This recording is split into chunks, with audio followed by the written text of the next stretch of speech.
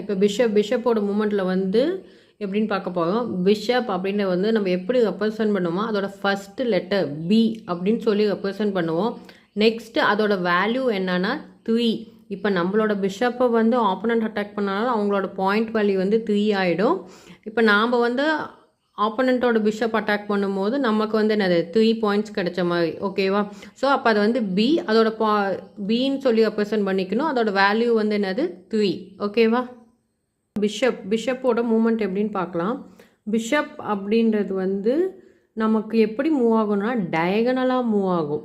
நம்ம ஏற்கனவே பார்த்த மாதிரி பான் அதெல்லாம் வந்து ஒவ்வொன்றுக்கும் ஒவ்வொரு மூமெண்ட் இருக்கிற மாதிரி பிஷப்புக்கு வந்து டயகனல் அந்த மாதிரி மூவ் ஆகும். நமக்கு பிளாக் சைடில் 2 பிஷப் இருக்கும், ஒயிட் சைடில் வந்து 2 பிஷப் இருக்கும்.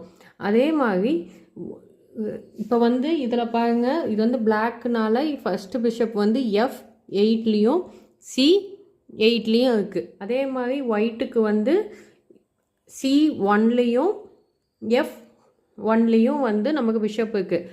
நெக்ஸ்ட்டு 2 பிஷப் இருந்தாலும் ஒன்று வந்து நம்மளோட ஒயிட் ஸ்கொயரில் பிளேஸ் ஆகிருக்கும், செகண்ட் வந்து நம்மளோட பிளாக் ஸ்கொயர். இங்கே இதில் வந்து பிளாக் ஸ்கொயரில் இருக்குது, இங்கே வந்து என்னது ஒயிட் ஸ்கொயரில் பிளேஸ் ஆகிருக்கு.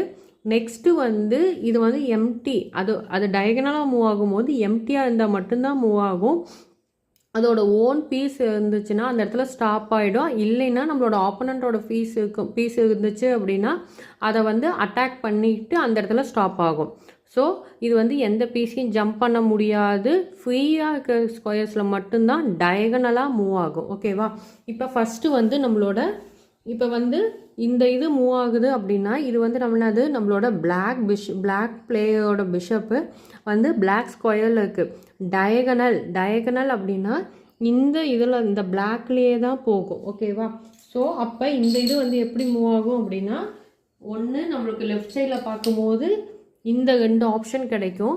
இல்லை நமக்கு ரைட் சைடில் போகுது அப்படின்னா இந்த டயகனல் ஸ்கொயர்ஸ் ஃபுல்லாக மூவ் ஆகும், ஓகேவா? ஸோ அது எந்த இடத்துல இருக்குது, நெக்ஸ்ட் அது என்ன கலர் ஆஃப் த ஸ்கொயரில் இருக்குதுன்னு பார்க்கணும். ஸோ இது வந்து பிளாக்ல இருக்கிறனால இது டயகனலாக 2 ஆப்ஷன் தான் லெஃப்டில் மூவ் ஆக முடியும். அதுவே ரைட் சைடு மூவ் ஆகும்போது நமக்கு வந்து என்னது 5 ஆப்ஷன்ஸ் கிடைக்குது. அந்த 5 ஸ்கொயரில் எந்த ஸ்கொயர்னாலும் அது போய் பிளேஸ் ஆகலாம், ஓகேவா? ஸோ இப்போ இதுவே ஒயிட், இப்போ வந்து பிளாக்குக்கு இதுதான் ஆப்ஷன் இந்த இடத்துல இருக்கும்னு பார்க்கும்போது, நெக்ஸ்ட்டு ஒயிட்டில் இருக்க பிஷப் வந்து மூவ் ஆகுது அப்படின்னு பார்த்தோம்னா, ஸோ அது வந்து அதோட டயகனலில் மூவ் ஆகுமா? ஸோ அது வந்து என்னது அதோட ஒயிட் ஸ்கொயரில் மட்டும்தான் மூவ் ஆகும். ஏன்னா இது வந்து ஒயிட்டில் இருக்கிறனால இந்த ஒயிட் அப்படியே டயகனலாக மூவ் ஆகும். ஸோ லெஃப்ட்லேயும் டயகனலாக ஒயிட்டில் 5 பாசிபிலிட்டிஸ் இருக்குது. ரைட்டில் பார்க்கும்போது என்னது 2 ஆப்ஷன், இந்த 2 ஆப்ஷனுக்குள்ளே தான் ரைட் சைடு 2 ஸ்கொயருக்குள்ளே தான் அது வந்து என்னது பிளேஸ் ஆக முடியும். நெக்ஸ்ட் இது வந்து எந்த பீஸையும் ஜம்ப் ஆக முடியாதுன்னு பார்த்தோமா? அதே மாதிரி இப்போ வந்து ஓன் பீஸ் நம்மளோட பீஸே இருந்துச்சுன்னா அந்த இடத்துல அது ஸ்டாப் ஆகிடும். ஸோ எனிமி பீஸ் இருந்துச்சுன்னா சேஃபாக இருக்கும் பட்சத்தில் அட்டாக் பண்ணிவிட்டு அந்த இடத்துல இது இருக்கும். இப்போ அது எப்படின்னு பார்க்கலாம். இப்போ சப்போஸ் இந்த இடத்துல பிஷப் இல்லாமல் இந்த இடத்துல இருக்குது அப்படின்னா இது ஃபார்வர்ட்லேயும் போகும், பேக்வேர்ட்லேயும் போகுமா? ஸோ இந்த இடத்துல பார்க்கும்போது நமக்கு இன்னும் ஆப்ஷன்ஸ் அதிகமாகிடுது. அதோட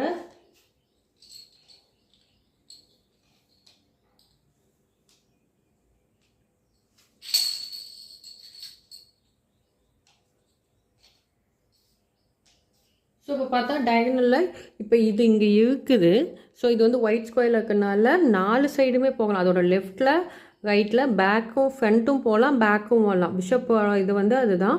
ஸோ இப்போ இங்கே இருக்கும்போது நமக்கு என்னது இன்னும் நமக்கு வந்து 2 ஸ்கொயர் ஆப்ஷன்ஸ் லெஃப்டில் 2 ரைட்டில் 2 எக்ஸ்ட்ரா ஆட் ஆகிருக்கு. ஸோ அது எந்த பொசிஷனில் இருக்கோ அதை வச்சு தான் எத்தனை பாசிபிலிட்டிஸ்ன்னு நம்ம வந்து டிட்டர்மைன் பண்ண முடியும், ஓகேவா?